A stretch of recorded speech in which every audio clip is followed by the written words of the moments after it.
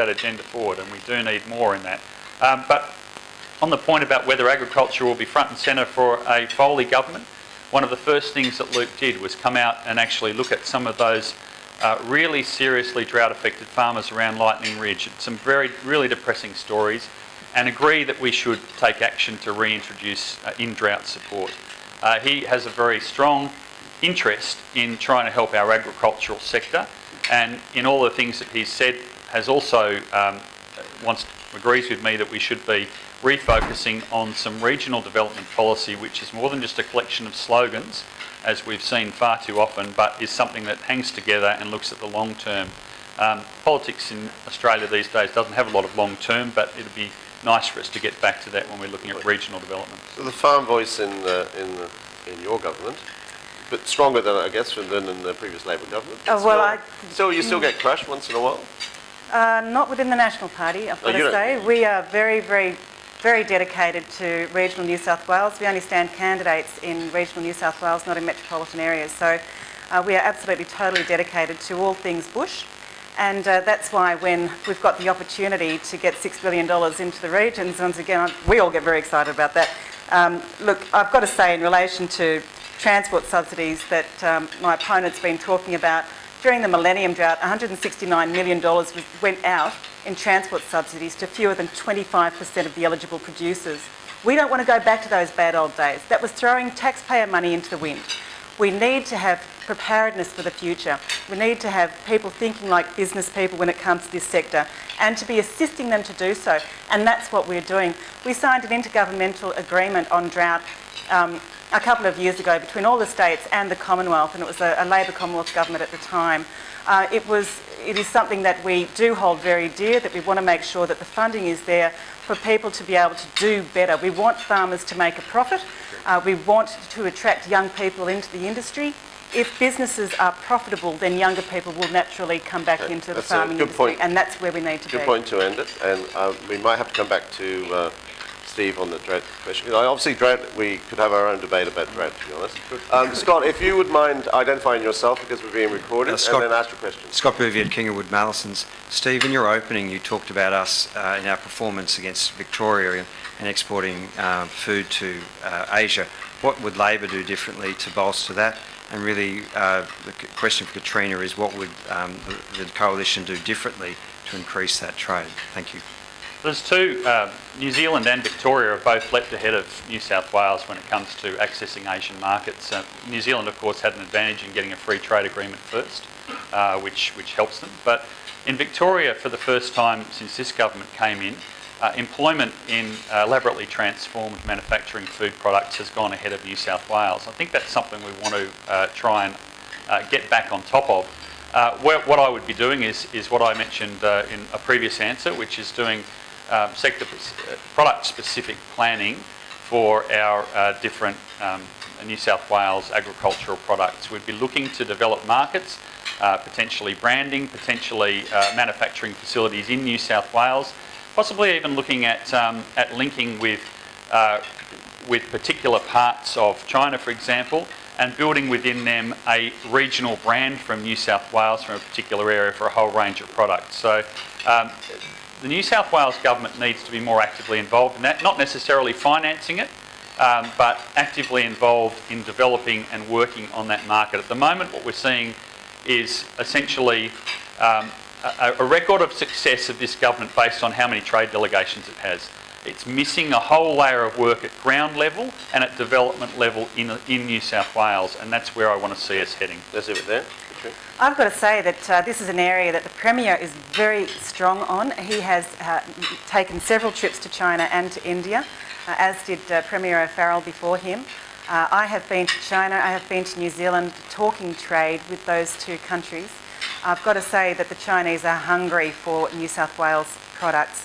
They see us as a true paddock to plate opportunity, and we of course are recognised as the clean green industry when it comes to agriculture. We've got to maintain that status, by the way, and they want to see our products produced here and packaged here and then sent to them. Now, it's such a big market. the opportunities are just endless, I think, for us here. We'll never, I've been part of Twiggy Forest's group, the ASA 100, and as Twiggy says, we'll never be able to satisfy the Asian market, but we can certainly take some great steps forward and welcome those opportunities with open arms, because there are some really fantastic opportunities there. And I'd just also, in the same sentence, just congratulate the Abbott government for their success in finalising these free trade agreements, which were a long time in the making, very complicated to process. But now that we have them, I think that we have much greater confidence in the business community in our international relations. Okay, great way to end that. Now look, we have room for one more question perhaps, but I see no lineup. We have a question. This is the final question, unless we're going to have a rush at the microphone. Feel like an auctioneer. Right. Afterwards, I'll go. Yeah. Right. Okay, sir, please identify yourself. Joe Lane from GHD. Okay. The question is more about, we've heard a lot about industries, generally agricultural industries, not about individual farmers. And a lot of farmers have been coming under difficulty with drought and commodity prices and getting in trouble with debt levels. I was just wondering, in terms of debt and the sort of mediation processes that are formalised, what the attitude of both sides of the different parties would be in the future. You want a little clarity, more clarity around eligibility? Is that where you're going for? Eligibility, and I think there's been a lot of people maybe thumping the banks and saying that they are to blame, and I was just wondering if that is an attitude that will continue, or maybe it's not supported by both sides, but what will be the attitude? Oh yeah, Joe, you've hit on a really sensitive topic here. In my 16 years as a member of the lower house, as a member of Parliament, I have come across some absolute doozies with farm debt and had to take it up to the banks involved, and it can be very challenging as a local MP to deal with that. But look, farm debt mediation, and I've got to say the Rural Assistance Authority is absolutely fantastic in this area as well. We've got great rural support workers out there. We're adding an additional $5 million into the Rural Support Worker program over the next few years as well, on top of what's already there. But look, Farm Debt Mediation Act, I think, comes under the Commonwealth, but it is certainly an area that, as a local member of Parliament, I have taken up individual cases on behalf of my constituents and tried to get issues resolved. Sometimes we're successful. I think I've had one case where I haven't been, but look, it is a significant issue, obviously very sensitive and personal for a lot of people. Very much so, Steve. Labor introduced farm debt mediation legislation in New South Wales when it was in government, and we remain committed to having effective legislation in place that helps, and also the network is very important. The rural financial counsellors, the various staff that we have around New South Wales to help. But I guess you're fishing a bit for what our attitude to banks is, and I think it was an invitation. Largely, I think the banks, from what I can see these days, respond very well to people in serious problems. They tend to be patient about them, and particularly when people are in drought, not foreclosing and so on debts. I would encourage the banks to continue that sort of attitude to working to people to get their businesses productive again. I don't think I'd ever rule out having a go at a bank if I felt they were being harsh, but the attitude I see most of the time at the moment is positive, and I hope that continues. Okay, actually, there has been a 12-month moratorium by the ANZ, hasn't there? Yeah. And now. Clearly I misled the room, because this is the final question. If you'd like to step to the mic and identify yourself and fire away. I'm Sarah Thompson, and a farmer from the Upper Hunter. I'm also a member of New South Wales Farmers and on the executive there, but this is my personal question. Native vegetation, since its inception, has imposed significant usage restrictions on privately held farmland for public benefit. And in the time that it's been there, I'm still waiting to hear government state that there's an acknowledgement that this cost is borne by private farmers.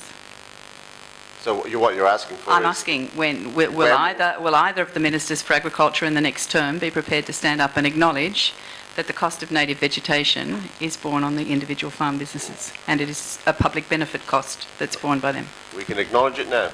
So it's another native veg question, and Sarah, as I mentioned a moment ago, it does fall under the environment portfolio. Obviously, the Minister for Natural Resources has also been involved with the process over the past few years, but people have been saying that since 1995. Farmers have been saying that. Certainly my father said that continually, rest his soul, and it is an area which has been a lot of concern for farmers. So we've been going through a very detailed process with the Environment Minister, outlining all of these issues that are so important to farmers, where we're now in a space to make some major changes in relation to the NVA. Just let Steve answer before we go back. Look, I'm happy to acknowledge that farmers are bearing a cost for the community through the Native Vegetation Act, and in the long term, it's certainly some sort of stewardship type of recognition is something that I'd love to see, but it's not something that I can commit to for a Labor government. It's a difficult issue.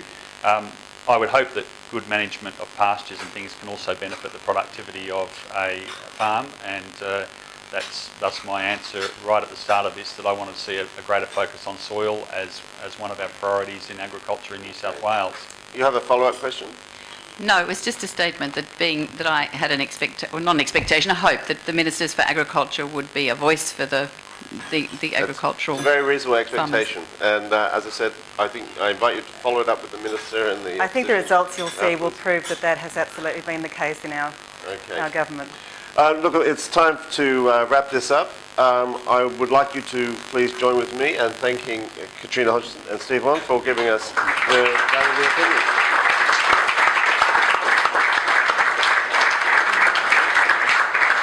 Yeah.